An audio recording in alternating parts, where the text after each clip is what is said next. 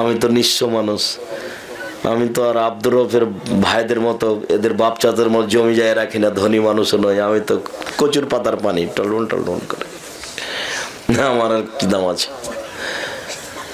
নিঃস্ব ফকির মানুষ, রাস্তাঘাটে চলি। আল্লাহকে বলি আমি 10 পয়সা ক্ষতি করি না, তুমি এই প্রতিষ্ঠান কবুল করো। আর জাতিকে বলি যে তোমরা বলো, আপনারা বলেন যে আল্লাহ আব্দুর রাজ্জাক সাহেবের প্রতিষ্ঠান কবুল করো। উপরে কবুল হয়ে গেলে কোনো সমস্যা নাই। আর উপরে যদি একটু নড়চড় হয়, সারা দুনিয়া লাগলে আপনি করতে পারবেন না কিছু। সারা দুনিয়া যদি এখন বলেন যে সহযোগিতা করবো, তবুও হবে না। কোন দিক দিয়ে যে কি হবে আর কাজই হয় না। আমরা এক সন্ধ্যা প্রতিষ্ঠানে খেলে টাকা দিয়ে দিই, ওই প্রতিষ্ঠানে আমরা খাই না। আপনাদের জামিয়া সালাফের রূপগঞ্জ, নারায়ণগঞ্জ, ঢাকা, জামিয়া সালাফের ডাঙ্গিপাড়া, পাওয়ার আছে আপনাদের এই প্রতিষ্ঠানে আমি আব্দুর রাজ্জাক বিন ইউসুফ এক সন্ধ্যা খেলে আমি তার টাকা দিয়ে দিই। আমি আপনাদের প্রতিষ্ঠানে খাবো না, আপনাদের প্রতিষ্ঠানের আমি কোনো সহযোগিতা নেব না। আপনাদের প্রতিষ্ঠানে পুকুরে মাছ ধরা পড়লে আমি সে মাছ খাই না। আমি চেষ্টা করি আপনাদের প্রতিষ্ঠান থেকে কোনো কিছু না নেওয়ার। আমি যেটুকু রুজি পাই, আমি উপার্জন করে সেটুকুর উপরে আমার সংসার পরিচালনা করার চেষ্টা করি। আমি দোয়ার দাবিদার, আপনাকে দোয়া করার জন্য অনুরোধ জানাচ্ছি। সম্মানিত দিনী ভাই বোন,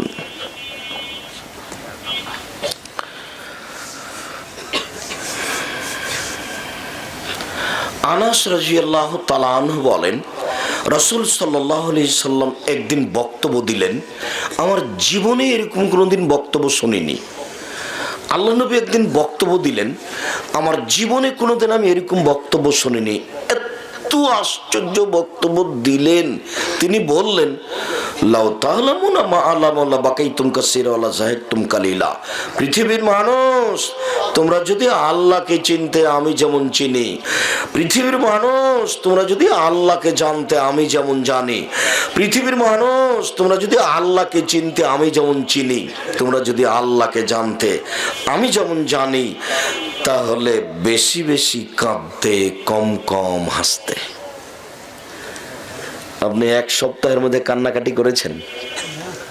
1 মাসের মধ্যে, 1 বছরের মধ্যে একটু নির্জনে গিয়ে আল্লাহর কাছে একটু হাত তুলে কান্নাকাটি করেছেন? কথাটা ওইটা ফিরিয়ে নিয়ে এসে বলি, তারপর এখানে আসছি। যে মুসা আলাইহিস সালাম এভাবে বললেন, ওই জায়গার এই জায়গাটা দেখে আপনাকে বলি যে দেখেন কেমন ঈমান। এখন যেটা বলতে যাচ্ছিলাম সেটুকু বলে নিয়ে আবার এখানে আসছি। ওই যে হাত তুলে দোয়া, কথাটা শেষ হয়নি। ইব্রাহিম আলাইহিস সালাম তো স্ত্রী এবং দুধের বাচ্চাকে রেখে চলে যাচ্ছে। আপনি মনে করেন না যে তার মহব্বত ভালোবাসা কম, আমার চেয়ে তার অনেক বেশি। কেন? 90 বছর বয়সে একটা ছেলে পেয়েছে, তাহলে তার অনেক ভালোবাসার জিনিস। তখন একটু আগে গিয়ে সানিয়া পাহাড়ের ওখানে গিয়ে কাবা ঘরের দিকে লক্ষ্য করছেন, আহাল পরিবার দেখা যায় না। এবার বলছেন, আল্লাহুম্মা ইন তুহলিক আল্লাহুম্মা ইন্নী আসকানতু মিন যুররিয়াতি বিওয়াদিন গায়রি যি দারিন ইনদা বাইতিকাল মুহাররাম।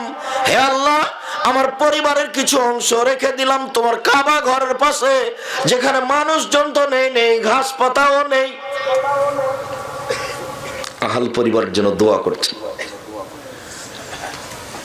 আহাল পরিবারের জন্য দোয়া করছেন। কোনদিন আহাল পরিবারের জন্য হাত তুলে দোয়া করেছেন?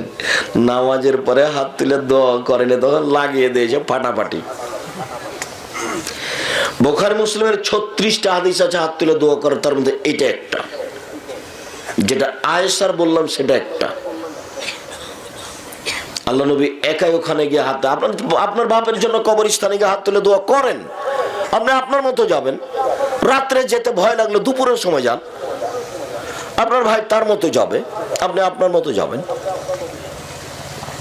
এই দেখেন, ছেলে মেয়ের জন্য হাত তুলে দোয়া করছেন। কোনোদিন ছেলে মেয়ের জন্য হাত তুলে দোয়া করেছেন? বলেও মনে পড়ে না।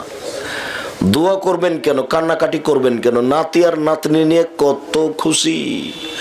নানিমণি এখানে আসছো তো, নানিমণি তাকে কোলে নিয়ে কত আদর। কেন? ছেলে যে 1.5 লক্ষ টাকা মাসে চাকরি করে, কত টাকা নানার খুশিতে আনন্দে দিন কাটে। 10 কেজি গরুর গোস্ত কিনে 5টা 7টা মুরগি কিনে কান্নাকাটির সময় কোথায়? তো ছেলে বাড়ি এসেছে, ঢাকা পিজি হাসপাতালে ডাক্তার বা বাহিরে থাকে, গাড়ি বিমান থেকে নেমে গাড়িতে করে আসলো। এবার দেখলাম যে ছেলে গাড়ি থেকে নামলো, তো ছেলের গলায় টাই আছে, পরনে প্যান্ট আছে, টাকনোর নিচে আছে, দাড়ি চাঁচা আছে, হাতে একটা সিগারেট আছে। এইভাবে ছেলে গাড়ি থেকে নামলো। একটু পরে দেখি বৌমা গাড়ি থেকে নামলো, গায়ে হালকা হালকা কাপড় আছে। তারপরে নাতনি নামলো, দেখি গায়ে কাপড় নাই, হাতে একটা পুতুল আছে। এবার দেখি গাড়ির পিছন দিকে কুকুর আছে। 16 আনায় মিছে একটা পদ্য, নাম শুনেছিলেন? 16 আনায় মিছে। বাবু সাঁতার জানিস বাবু? বাবু বাবু বলতে পারিস চাঁদ কেন বাড়ে কমে? তো একটার উত্তর দেয় না। তো এগুলো কি বুঝে? ইতিমধ্যে বাতাস উঠেছে। এখন মাঝি বলছে, বাবু সাঁতার জানো বাবু?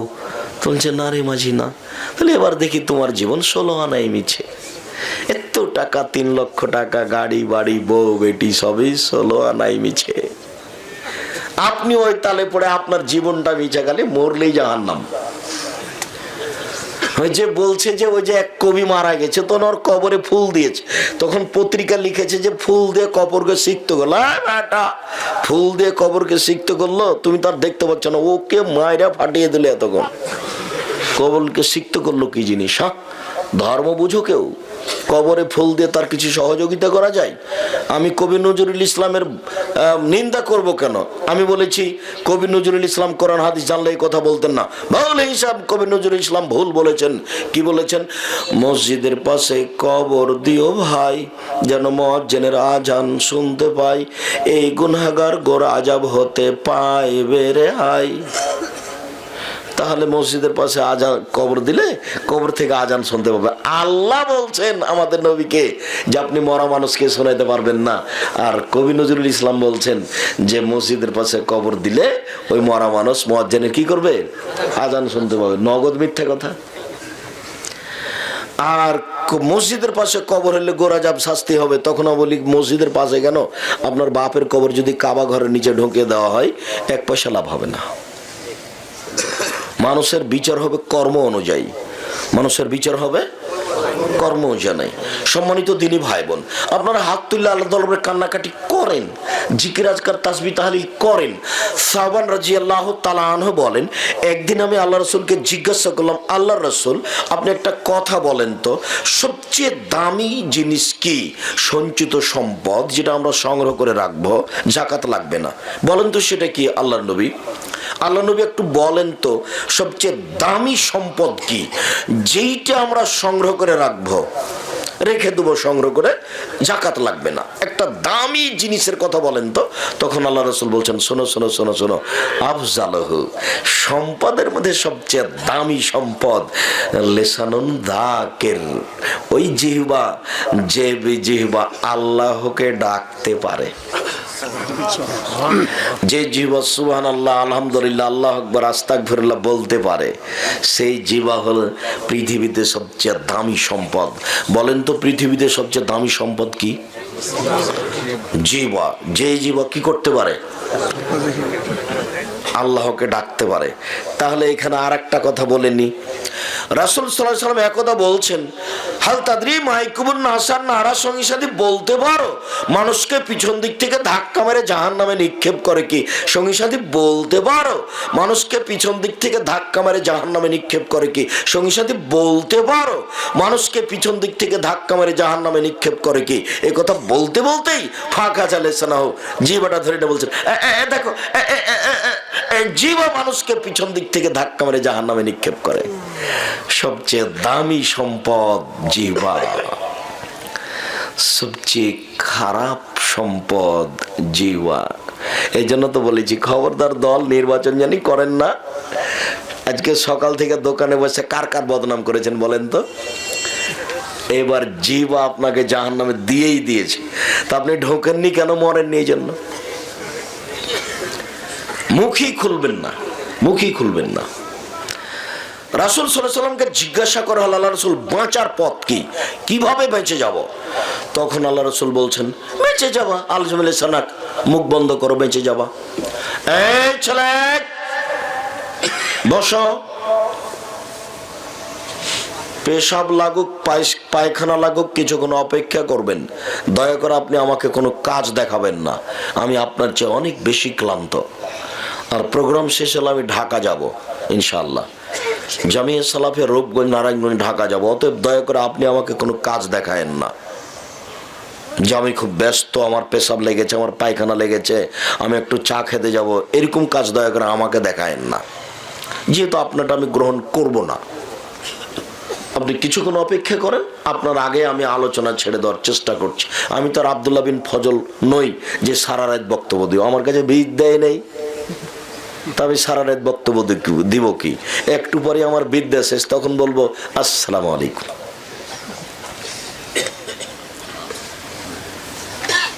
দেখেন, আপনি দেখেন বাঁচার পথ কি জাহান্নাম থেকে? জিভা বন্ধ করো, বেঁচে যাবা, আর কোনো সমস্যা নেই।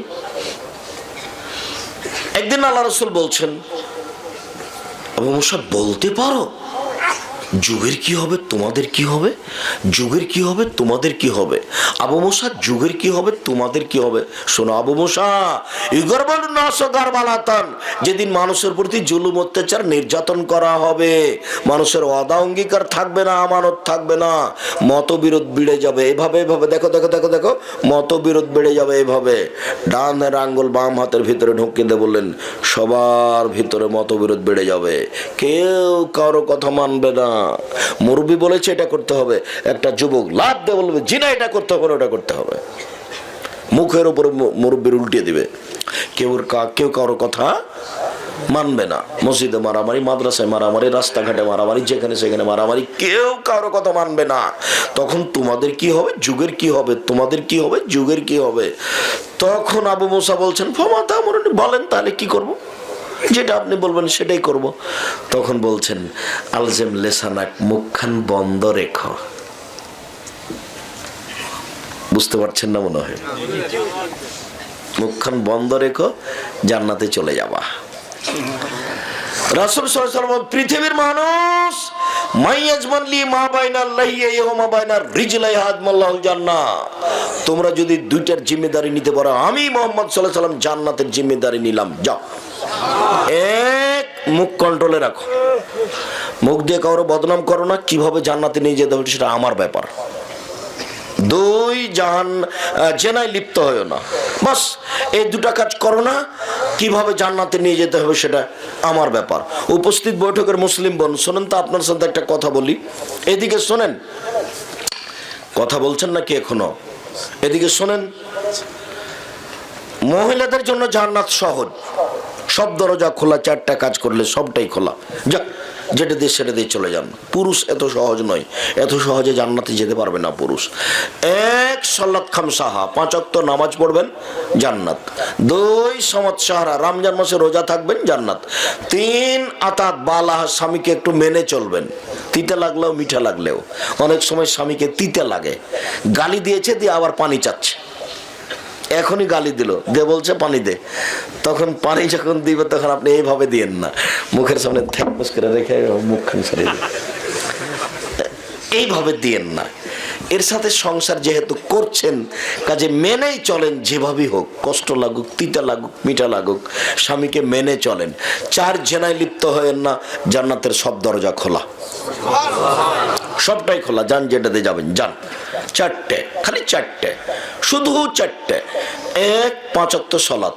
2, রমজানের সিয়াম। 3, স্বামীকে মেনে চলা। এটা খুব কঠিন, একটুতে গন্ডগোল লেগে গেছে, যে অকথ্য ভাষায় বলছে, গালি দিচার বলছে, তুই তোর বাপের বাড়ি চলে যা, তুই তোর বাপের বাড়ি চলে যা, তুই উমুক, তুই তুমুক, তারপরে একটু পরে বলছে 1 গ্লাস পানি দে। এটা খুব কঠিন নয়? আপনাকে তো আমি গালি দিতে নিষেধ করেছি, বউকে কোনো সময় গালি দিবেন না, বউকে কোনো সময় নিন্দা করবেন না, ওর সাথে কোনোদিন কটু কথা বলবেন না, সবসময় তাকে আদর করবেন। ওরাই এত আদরের, ওরাই এত আদরের, ওরা হচ্ছে বগুড়া সোনাতলা হাটের আদরের মালসা। ওদের আদর করতে হয়, ওদের ঘেরে রাখতে হয়, ওদের ঢেকে রাখতে হয়, ওদের বাইরে যেতে দিতে হয় না। ওরা খুব দামি সম্পদ আর খুব প্রিয় জিনিস। আল্লাহ বলছেন অমিন আয়াতিন খালাকালাকুম মিন আনফুসিকুম আজওয়াজাল লিতাসকুনু ইলাইহা, পৃথিবীর মানুষ আমি তোমাদের বউকে তোমাদের মধ্যে থেকে সৃষ্টি করেছি যাতে করে শান্তি তৃপ্তি পাও। সেখানে স্বর্ণ দিয়ে ঘর বানালে শান্তি পাবেন না বউ ছাড়া, মখমল দিয়ে বিছানা সাজালে শান্তি পাবেন না বউ ছাড়া। সব শান্তি বউয়ের কাছে আল্লাহ রেখে দিয়েছেন। কোন শরমে তাকে মারেন, গালি দেন কেন? কেন গালি দিবেন? মারবেন কেন? কেন গালি দিবেন? শ্বশুরের কাছে টাকা চাইবেন কেন? ওই পথে যাবেন কেন? আপনাকে তো আমি বলেছি কাজ করে খান, চকলেট বিক্রি করে খান, শেষ পর্যন্ত ভিক্ষা করে খান। আপনি বউয়ের কাছে শ্বশুরের কাছে টাকা চাইতে যাবেন কেন? কোনো ঘৃণিত কথা। কাজ করে খান। শ্বশুরকে বছর একটা লুঙ্গি কিনে দিবেন, একটা কাপড় চোপড় কিনে দিবেন, যে তোমার আব্বা এটা আপনাকে আমি উপহার হিসেবে দিলাম, নেন। কোনো দিন বউয়ের সাথে এরকম পিড়াপিড়ি করবেন না, সবসময় আদর করবেন। যত আদর করবেন তত সেবা পাবেন। খুব প্রশংসা করেন, তুমি এত এরকম, তুমি এরকম, তাহলে সারা রাত পা টিপে দেবে। প্রশংসা প্রিয় মানুষ, সুন্দরী হোক আর না হোক, আপনি বলেন তো খুশি হয়ে যাবে। উপস্থিত বৈঠকের মুসলিম বোন, 4টা কাজ করেন জান্নাতে একবারে খোলা, যে কোনো দরজাতে ঢুকতে পারেন। 1 5 ওয়াক্ত সালাত, 2 রমজান মাসে সিয়াম, 3 স্বামীকে মেনে চলা, 4 জেনায় লিপ্ত না হওয়া। যদি এখন মনে করেন আব্দুর রাজ্জাক সাহেব এরকম কিছু যে জেনা ঘটে গেছে কি করা যায়, যদি তাই মনে করেন, এই ছেলে তোমাকে বলছে, হাই ছেলে তোমাকে বলছি, দিনরাত খেলে অন্যায় করে বেড়াও আর মোবাইলে ল্যাংটা মেয়ে দেখো, বোকা ছেলে, তোমাকে বলছি শোনো, আজ থেকে পাপ বন্ধ করে দাও, কোনোদিন আর কোনো মেয়ের সাথে কথা বলবে না। শোনো আল্লাহ বলছেন কেউ যদি নিজেকে পাপ থেকে ঠেকাতে পারে, অশ্লীল কাজ থেকে, আমি আল্লাহ থেকে জান্নাতুল মাওয়া দিয়ে দিলাম। উপস্থিত বৈঠকের মুসলিম বোন, এই মেয়ে তোমাকে বলছি, এই মেয়ে শোনো, আবার কথা বলছো নাকি? জেনা হয়ে গেছে, কাউকে বলতে হবে না, তুমি আজ থেকে বন্ধ করো, আর কোনোদিন মোবাইলে কথা বলবো না, তুমি কান্নাকাটি করো। আল্লাহ বলছেন কেউ যদি অশ্লীল কাজ বন্ধ করতে পারে, আমি আল্লাহ তাকে জান্নাতুল মাওয়া দিব। বুঝাতে পারি না কথা মনে হয়? কেউ যদি তার অশ্লীল কাজকে ঠেকিয়ে দিল, আর করবে না, তাহলে আল্লাহ তাকে কি দিবেন? জান্নাতুল মাওয়া দিবেন। দুশ্চিন্তার কিছু নেই, দুশ্চিন্তার কিছু নেই। আমি কারো টাকা মেরে খাইনি, রিক্সাওয়ালাকে একটা থাপ্পড় দিনি, রিক্সাওয়ালাকে একটা থাপ্পড় দিলে বেকায়দায় ছিল, আর ক্ষমা হবে না। এখন রিক্সাওয়ালা কোথায়, রিক্সাওয়ালা কোথায়, খুঁজে বের করো, খুঁজে বের করো, তার হাত ধরে ক্ষমা না, নাহলে তো বেকায়দায় পড়ে গেছি, ক্ষমা তো আর হবে না। এটা রিক্সাওয়ালাকে থাপ্পড় মারলে হবে, ওটা তো আর আল্লাহ ক্ষমা করবেন না। এখন আল্লাহর কাছে ক্ষমা চাইলে আল্লাহ বলবেন রিক্সাওয়ালাকে থাপ্পড় মেরে আমার কাছে হয়? রিক্সাওয়ালার কাছে যাও, ওটা তো আর আমি আমার সাথে নয়, ওটা রিক্সাওয়ালার সাথে। সম্মানিত দিনী ভাই বোন, সবচেয়ে দামি সম্পদ ওই জিহ্বা, যে জিহ্বা আল্লাহকে ডাকে। 2 কালবুন শাকের, ওই অন্তর যে অল্পতেই খুশি সন্তুষ্ট, আল্লাহ যা দিয়েছে তাই আলহামদুলিল্লাহ। আপনার কিন্তু স্বভাব খারাপ, আপনার অন্তরটা কিন্তু অল্পতে তুষ্ট হয় না। দেখবেন আপনি, এদিকে দেখেন, এদিকে দেখেন, আপনি আজকে বেগুন উঠিয়েছেন, দিয়ে ছেলেকে বলেছেন যে তুই বাগবাড়ি বাজারে নিয়ে বেগুন বিক্রি করব। তো 10টার দিকে বেগুন ছিল 300 টাকা কেজি, 300 টাকা মন, 11টার দিকে 250 টাকা হয়ে গেছে। আর আপনার ছেলে 11টার দিকে গেছে, তখন 50 টাকা মনে কম হয়ে গেছে। এখন সারা দিন আপনি ছেলের সাথে লেগে আছেন, তোর দাঁত ভেঙে দেবো, তোর দাঁত ভেঙে দেবো, তোকে যে সকালে ডাকলাম, তুই একটু সকালে আলি না কেন, কত টাকা পেয়ে যেতাম, তোর কারণে টাকাটা পেলাম না, একবার একটু বলে না, যাক বেটা যা হয়েছে আলহামদুলিল্লাহ, তাকদীরে ছিল, এটাই হয়েছে, এটা একটু বলে না। খালি ছেলের উপরে কি করছে বুঝতে পারছেন না মনে হয়, খুব খেপছে। তার মানে তার অন্তরটা অল্পতে খুশি নয়। ওই অন্তর সবচেয়ে দামি সম্পদ, যে অন্তর অল্পতেই খুশি। এইখানে আর একটা কথা বলি, এর সাথে আর একটা কথা আছে বলে আমরা পিছন দিকে যাচ্ছি। রাসূল সাল্লাল্লাহু আলাইহি ওয়াসাল্লাম চারটা জিনিস থেকে পরিত্রাণ চাইতেন। আল্লাহুম্মা ইন্নী আউযু বিকা মিন ইলমিন লা ইয়ানফা, আল্লাহ আমি ওই বিদ্যা চাই না যে বিদ্যা উপকার করে না। অমিন কালবিন লা ইয়াখশা, আমি ওই আত্মা চাই না, ওই অন্তর চাই না যে অন্তর কান্নাকাটি করে না। অমিন নাফসিন লা তাসবা, আমি ওই আত্মা চাই না যে আত্মা একটু খুশি হয় না, খালি বলে আরো, খালি বলে আরো, খালি বলে আরো। ওই আত্মা চাই না, আমি ওইটা চাই না। ওই আত্মা চাই যে অল্পতি পাইলে আলহামদুলিল্লাহ, যা পেয়েছে আলহামদুলিল্লাহ। চার অমিন দাওয়াতিল্লাহ ইস্তাজাব লাহা, ওই দোয়া করতে চায় না যে দোয়া কবুল হয় না, আমি ওই দোয়া করতে চাই না যে দোয়া কবুল হয় না। সম্মানিত দ্বীনি ভাই বোন, রাসূল সাল্লাল্লাহু আলাইহি ওয়াসাল্লাম সব। ইবনে আব্বাস রাদিয়াল্লাহু তাআলা আনহু বলেন, রাসূল সাল্লাল্লাহু আলাইহি সাল্লাম বলেছেন, আইনান লা তামাসসুহুন নার, দুই শ্রেণীর চক্ষু রয়েছে, দুই শ্রেণীর মানুষ কখনো তারা জাহান্নামে যাবে না। এক, বাকাত মিন খাশিয়াতিল্লাহ, ওই চক্ষু যে আল্লাহর ভয়ে কাঁদে। দুই, হারাসাত ফি সাবিলিল্লাহ, ওই চক্ষু যে আল্লাহর রাস্তায় পাহারা দেয়। এক খেলে চেয়ে থাকবেন, কথা 19-20 হয় না যেন। কয়েক মিনিটের মধ্যে আমি আলোচনার শেষের দিকে যাব। এক খেলে চেয়ে থাকবেন, এই ছেলে তোমাকে বলছি, কারো গায়ে হাত দিয়ে থাকবে না, রেডি হয়ে থাকো। আল্লাহ তাআলা বলছেন, ওয়ায়াখিরুনা লিল আযকানি ইয়াবকুনা ইয়াজিদুহুম খুশুয়া, পৃথিবীতে হাজারো মানুষ আল্লাহর ভয়ে কেঁদে মাটিতে লুটিয়ে পড়ে, কাঁদতে কাঁদতে সিজদায় পড়ে যায়। আর তাদের কান্নার শব্দটা যখন কানে যায় তখন ভীতিটাকে আরো বেশি করে দেয়, খুব কান্নাকাটি করে। কোনো দিন একটু সময় হয় না কান্নাকাটি করার। আপনি মনে করছেন যে আমি কান্নাকাটি করি না, পৃথিবীতে কেউ করে না?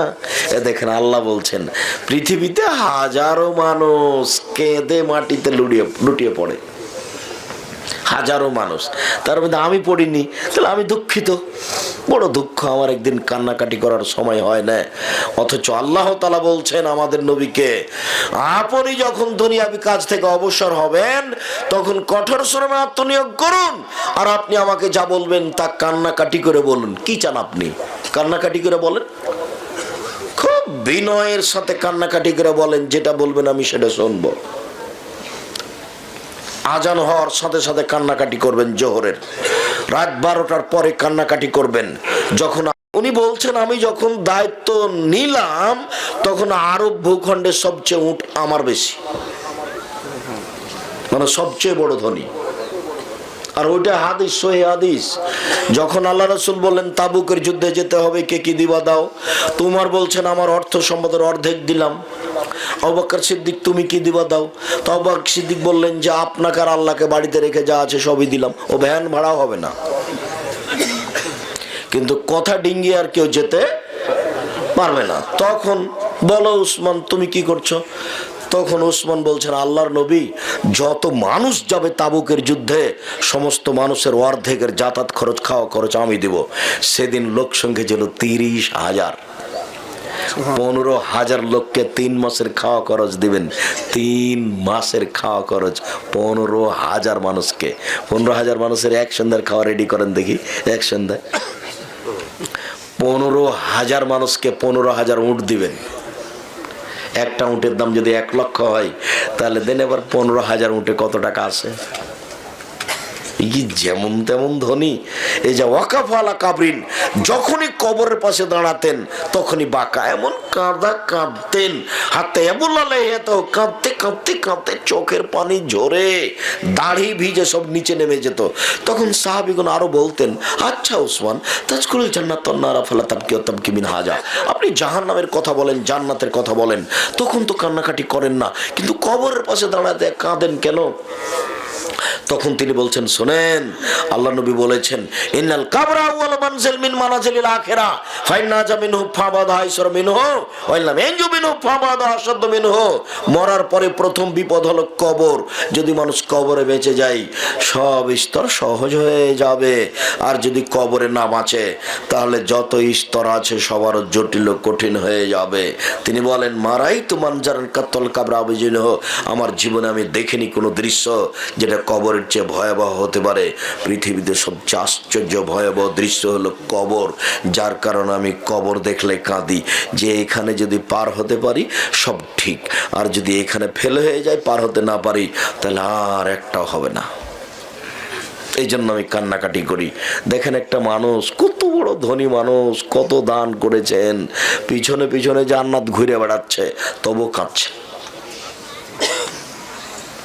আমার আর আপনার একটু মনে হয় না? আবু হুরায়রা রাদিয়াল্লাহু তাআলা আনহু বলেন,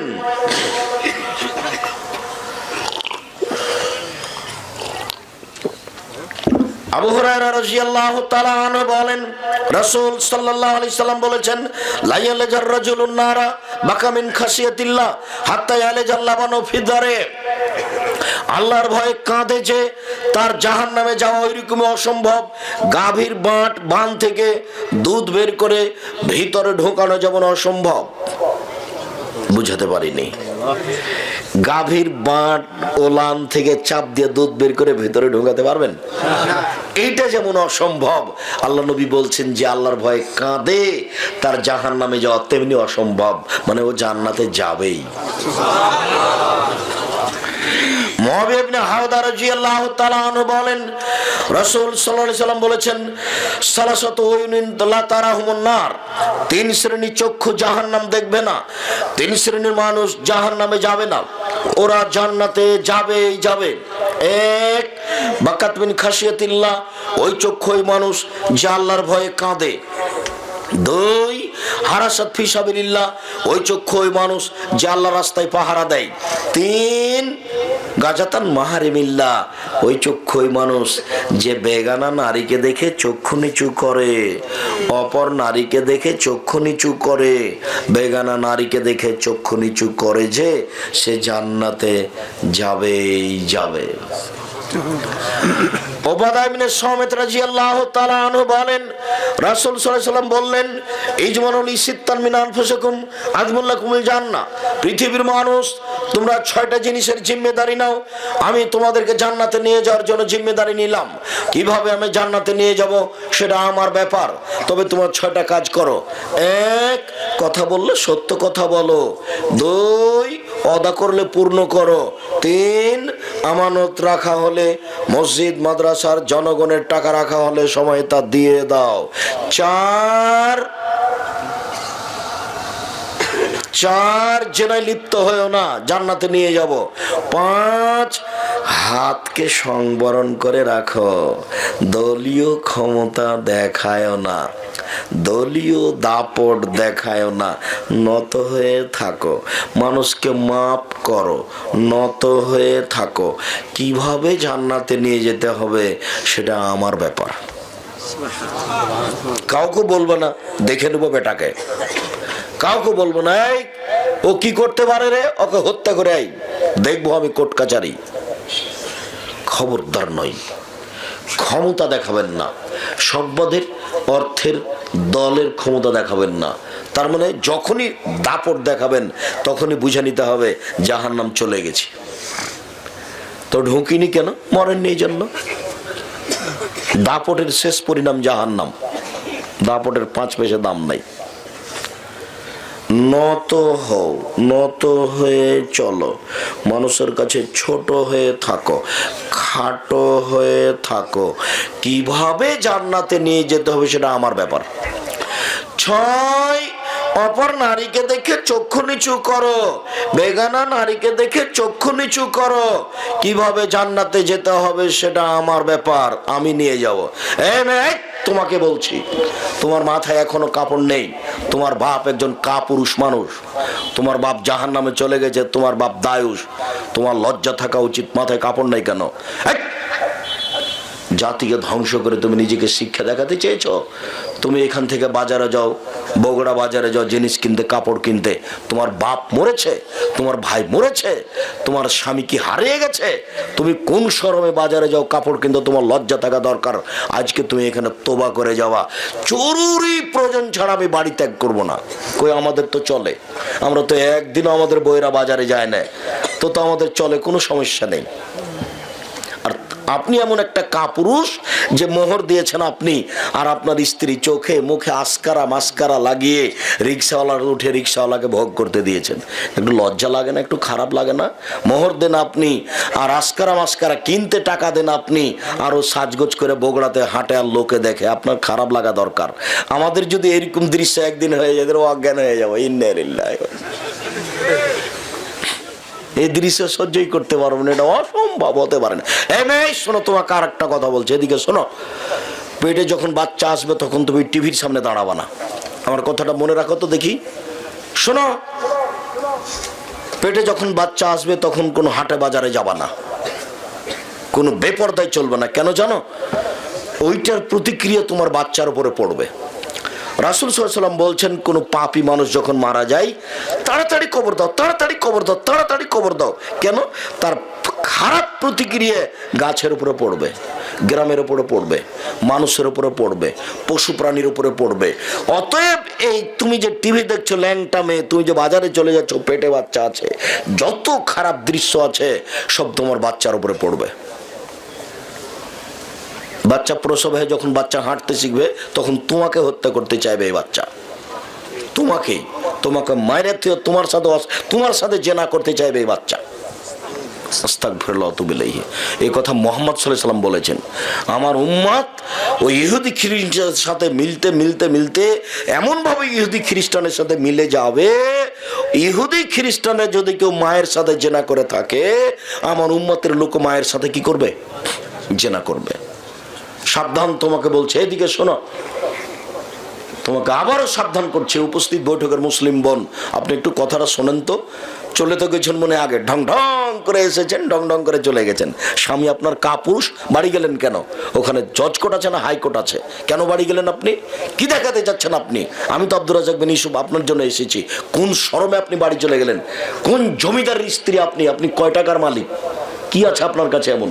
কয় টাকা কয় পয়সা বিদ্যা আছে আপনার কাছে? আপনার গোটা বংশটাকে আমি হারিয়ে দিতে পারি। আপনি চলে গেলেন কেন? আপনি আমাকে কি দেখাতে চাচ্ছেন? আমি তো আপনার জন্য এসেছি। আপনি কয় টাকার মালিক? আপনার স্বামী কি করে? কেন আপনি যাবেন? আমি আপনার জন্য এসেছি কষ্ট করে, আপনাকে আমি কিছু কথা বলবো এই জন্য। দয়া করে আমি কোনোদিন এলাকায় চলে আসলে 10 কিলোমিটার আশেপাশে কোনো দিনই ভাই বোন বাড়িতে থাকতে পাবেন না। আপনি তো দূরের কথা, হিন্দুও থাকতে পাবে না। আমি হিন্দুরও কিছু উপকার করবো ইনশাআল্লাহ, করবই করব। অতএব আপনি ইনশাআল্লাহ এইখানে আপনি কথাটা ভালো করে মনে রাখেন যে পেটে যখন বাচ্চা তখন আপনি কোথায় যায়েন না, এভাবে টিভির সামনে দাঁড়ায়েন না। হাদিস বুখারী মুসলিম, রাসূল সাল্লাল্লাহু আলাইহি ওয়াসাল্লাম বলছেন, খারাপ মানুষটাকে তাড়াতাড়ি কবরে দাও, তাড়াতাড়ি কবরে দাও। কেন? তার পাপের প্রতিক্রিয়াটা সবার উপরে যে পড়ছে। তোমার বাচ্চার উপরে পড়বে। তোমার বাচ্চা তোমার সাথে কদিন পরে অন্যায় করবে, আমি তোমাকে কি দিয়ে বোঝাই? সম্মানিত উপস্থিত বৈঠকের দিনী মুসলিম বোন, আপনি একটু শরম করেন। আল্লাহ রাসূল যে বলছেন যে 3 শ্রেণীর মানুষ জান্নাতে যাবেই। এক শ্রেণীর মানুষ হলো বেগানা পুরুষকে দেখে চক্ষু নিচু করে যারা। তা আপনার তো সবই কাপড়ের ঢাকা নেই, সবই খোলা আছে। আমি এখন কেমনে রাস্তায় চলি? বাজার তো ঘেরেছেন আপনি, রাস্তা তো ঘেরেছেন আপনি। আর আপনাকে বলছি মুরব্বী, ও কিন্তু আপনার মেয়ে, ও হিন্দুর নয়, ও হিন্দুর মেয়ে নয়। আপনি অত কাপুরুষ নন। কেন মেয়ে এভাবে যাবে? 7 ছেলের মা হলো মেয়েকে পিটিয়ে দিবেন। বলিনি আপনাকে? বুখারী মুসলিমের হাদিস দেখায়নি? আবার দেখাতে হবে। এদিকে দেখেন তো আবার। আয়েশা রাদিয়াল্লাহু তাআলা আনহা বলেন যে আমার হার হারিয়ে গেছে, জনগণ আমার হার খুঁজে পায় না, এখান থেকে যেতেও পারে না। নামাজের টাইম হয়ে গেছে, পানি নাই, ওযুও করতে পারে না, সবাই বিপদে। তো জনগণ আমার আব্বার কাছে আসলো। আমার আব্বার কাছে এসে বলছে, আপনি জানেন আপনার মেয়ে কি ঘটিয়েছে? ও তো হার হারিয়ে দিয়েছে, খুঁজে পাওয়া যায় না, মানুষ সব আটকা পড়ে গেছে, পানি নাই, ওযু করতে পারে না। তাই এই কথা শুনে যে তিনি আসলেন রাগ করে। আয়েশা বলছেন, ফাল্লাকা জানি লাকচাতান শাদীদা, আমার বাপ এসে কোমরের উপরে এত জোরে কয়েকটা কিল মারলেন। ওই সময় আমার স্বামী আমার উরু রানের উপরে মাথা দিয়ে ঘুমিয়েছিলেন। যদি আমার স্বামী আমার উরু রানের উপরে মাথা দিয়ে না ঘুমাতেন তাহলে আমি মায়ের কারণে দূরে সরে যেতাম। তিনি এত জোরে মারলেন। সবচেয়ে দামি মানুষে মারলেন আবু বকর সিদ্দিক রাদিয়াল্লাহু তাআলা। সবচেয়ে দামি মানুষের সামনে মারলেন রাসূল সাল্লাল্লাহু আলাইহি সাল্লাম। সবচেয়ে দামি মহিলাকে মারলেন আয়েশা রাদিয়াল্লাহু তাআলা আনহাকে মারলেন।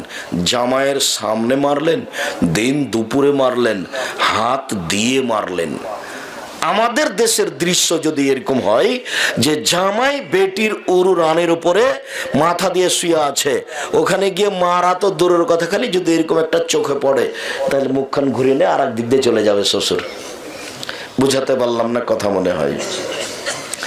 জামাই যদি বেটির উরু রানের উপরে মাথা দিয়ে ঘুমিয়ে থাকে তো আমাদের দেশের বাপের বেটি বা শ্বশুর ওখানে যাবে? খালি চোখে পড়লে এভাবে ঘুরে চলে যাবে। এই অবস্থায় গিয়ে পিটিয়ে দিয়েছে বেটিকে। বেটি 7 ছেলের মা হলো, বাপের কাছে বড় নয় কোনোদিন। একটু 19-20 দেখলে জামাইয়ের সামনে পিটিয়ে দিবেন, যা হবে তাকদীর হবে। হাদিস বুখারী মুসলিম। আপনি যদি নিজেকে কাপুরুষ মনে করেন তাহলে সংসার কি দিয়ে ঠিক হবে? 3 শ্রেণীর মানুষ জাহান্নামে যাবে, তার মধ্যে আপনি আছেন। 3 শ্রেণীর মানুষ জাহান্নামে যাবে। 1, মধুমেনুল খামর, যারা নিয়মিত বিড়ি, তামাক, জর্দা, সিগারেট, গুল, নেশাদার দ্রব্য খায়, পান করে, ওরা জাহান্নামে যাবে। 2, আর রাজালাতু মিনান নিসায়ে, পুরুষের বেশধারী নারী, যারা পুরুষের জুতা স্যান্ডেল পরে, যারা পুরুষের শার্ট প্যান্ট পরে, যারা পুরুষের পোশাক পরে, যারা মাথার চুল ছোট করে, ওরা জাহান্নামে যাবে। গেঞ্জি গায়ে দিয়ে চলে। এখানে কত শত মেয়ে এখন বসে আছে, ওরা বগুড়া গেলে গেঞ্জি গায়ে দিয়ে যায়। কেন? ওর বাপ নাই, ওর বাপ দেখে না। জন্ম দিতে পারলে বাপ হওয়া যায়? এ দেখেন বাপ কাকে বলে দেখেন, জামাইয়ের সামনে কয়েক কিল। পৃথিবীর সবচেয়ে দামি বেটি ছেলে। এত বড় দামি মহিলা পৃথিবীতে জন্ম নেয় নেবেও না। একেবারে মেরে একাকার করে দিলেন জামাইয়ের সামনে। আপনার চোখের সামনে কাপড় খুলে নগ্ন হয়ে স্কুলে চলে যায় কি করে, কলেজে চলে যায় কি করে, বাজারে যায় কি করে? এটা তো বগুড়া, মানে যায়, রোজই যায়, সকালেও যাবে, আপনার চোখের সামনে দিয়ে যাবে। নিজেকে বাপ মনে করিয়েন, পশু প্রাণী মনে করিয়েন না। বুঝেও বোঝে না ওরা, অন্তর আছে বুঝে না, দেখেও দেখে না ওরা, চক্ষু আছে দেখে না, শুনেও শোনে না ওরা, কান আছে শুনে না। উলায়েকা কালানাম, তারা পশু প্রাণীর মতো, তারা গরু ছাগলের মতো, তারা কুকুর শ্রীগালের মতো, ভালো হওয়া জাল বরং তার চেয়ে খারাপ। নিজেকে যেন কুকুর শ্রীগালের চেয়ে খারাপ মনে করিয়েন না। কঠোর হতে শিখেন। আপনি বাপ, আপনার বাড়িতেও থাকে খায়, আপনি কঠোর হবেন না কেন? তো আশ্চর্য কথা, হতে হবে, নইলে আপনি জান্নাতে যাবেন না। দায়ুস, 3 দায়ুস। দায়ুস কে? আল্লাযী ইকরফি আলাল খাবাসা, যে তার বাড়িতে বেহায়ের সুযোগ দিয়েছে সে দায়ুস। ও জাহান্নামে যাবে তাহাজ্জুদ পড়েও। এই কথা মুহাম্মদ সাল্লাল্লাহু আলাইহি ওয়াসাল্লাম বলেন। আপনি আমার দিনী ভাই, আপনাকে অনেক ভালোবাসি। দেখেন, পরিবারের কারণে পরকাল হারায়েন না। এই মেয়ে শোনো, তোমাকে বলি, দেখো তোমার কারণে তোমার বাপ জাহান্নামে যাবে, এটা তোমার জন্য ঠিক নয়। এই মেয়ে শোনো, তোমার কারণে তোমার স্বামী জাহান্নামে যাবে, এটা তোমার জন্য ঠিক নয়। উপস্থিত বৈঠকের মুসলিম বোন শোনেন, আপনাকে অনুরোধ করে বলছি, আপনাকে অনেক ভালোবাসি, আপনি আমাদের দিনী বোন। দেখেন, আপনার কারণে আপনার স্বামী, আপনার বাপ জাহান্নামে চলে যাবে, এটা আপনার ঠিক নয়। আজ থেকে আপনি সিদ্ধান্ত পরিবর্তন করেন, পর্দা করেন, যাবেন না বাজারে। যাব না। আব্দুর রাজ্জাক সাহেবের চলে, আমাদের চলে না। আমাদের সংসার 30 বছর চলছে, 90 সাল, প্রায় 30 বছর, কই কোনোদিন আমাদের বাজারে যাওয়া লাগে না। আমি 18 বছর থেকে নওদাপাড়াতে আছি। নওদাপাড়ার কোনো চাওয়ালা আমাকে জানে না যে আব্দুর রাজ্জাক সাহেব কোনটা, হয়তো বা নামে শুনেছে। 18 বছরে তো আমি কোনোদিন চায়ের স্টলে বসিনি। 19 বছর থেকে কই কোনো সমস্যা তো আমার হয় না। আমরা তো হাটে বাজারে যাই না, কই আমাদের তো সমস্যা, দোকানপাটে তো বসার কোনো প্রশ্নই আসে না।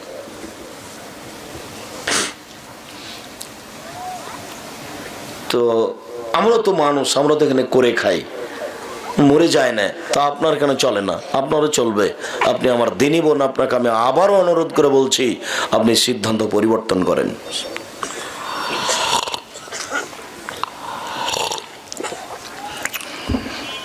রাসূল সাল্লাল্লাহু আলাইহি সাল্লাম বলেন, লাইসা শাইউন আহাব্বা ইলাল্লাহি মিন কাতরাতাইনি ওয়া সারাইনি, দুইটি বিন্দু ফোঁটা আল্লাহর কাছে যত প্রিয়, কোনো জিনিস আল্লাহর কাছে তত প্রিয় নয়।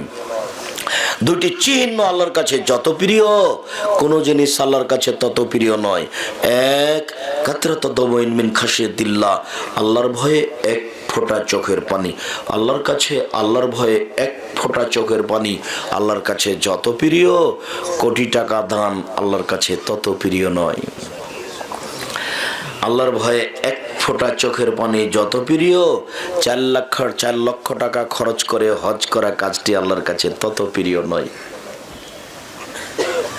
কত দামি ইবাদত সিয়াম, ইবাদতের জগতে সবচেয়ে দামি ইবাদত রোজা। রোজা করা কাজটি আল্লাহর কাছে যত প্রিয়, আল্লাহর ভয়ে এক ফোঁটা চোখের পানি তার চেয়ে অনেক অনেক অনেক বেশি প্রিয়। 2, কাতরাতু দামিন ফির সাবিলিল্লাহ তুহরাকু ফি সাবিলিল্লাহ, এক ফোঁটা রক্ত আল্লাহর রাস্তায়। 3, আল্লাহর রাস্তায় কেটে যাওয়া ফেটে যাওয়া শরীরের দাগ। 4, ইবাদত করতে করতে কপালের দাগ, পায়ের টাকনুর দাগ, তাসবিহ তাহলিল করতে করতে করতে পায়ের নিচে দাগ হয়ে গেছে। এই চিহ্ন, এই দাগ সবচেয়ে প্রিয় আল্লাহর কাছে। 4টা জিনিস আল্লাহর কাছে সবচেয়ে বেশি প্রিয়। 1 নম্বরে যেটা আছে সেটা সহজ, এক ফোঁটা চোখের পানি। 2, এটা কঠিন, এটা যুদ্ধে। 3, এটা যুদ্ধ করে কেটে যাওয়া ফেটে যাওয়া দাগ। 4, এটাও সহজ নয়, এটা বসে তাসবিহ তাহলিল করছি করছি পায়ে দাগ চিহ্ন হয়ে গেছে, সিজদায় থেকেই যায়, কপালে দাগ হয়ে গেছে। এইটা চিহ্ন আল্লাহর কাছে খুব প্রিয়। 3টাই কঠিন, এক নম্বরটা সহজ, এক ফোঁটা চোখের পানি। যে কান্দনি আসে না, কান্না আসে না। এটা কঠিন। আপনি একাই চেষ্টা করেন তো, আপনার পরামর্শটা, আপনার কথাটা অনেকে বলে খুব চেষ্টা করি কিন্তু কান্নাকাটি চোখের পানি আসে না। আপনি একাই নির্জনে হবেন। এই পরের হাদিসটা বলেনি, এটা আলোচনার শেষ হাদিস। তারপর আপনার সাথে আমি একটা ছোট্ট পরামর্শে থাকবো। অনেক কথা আছে, তো আজকের মতো লম্বা করছি না, অনেক দূরের পথ আছে, আর আপনারাও ক্লান্ত, আর আমিও এক জায়গা থেকে এসেছি, আমিও ক্লান্ত।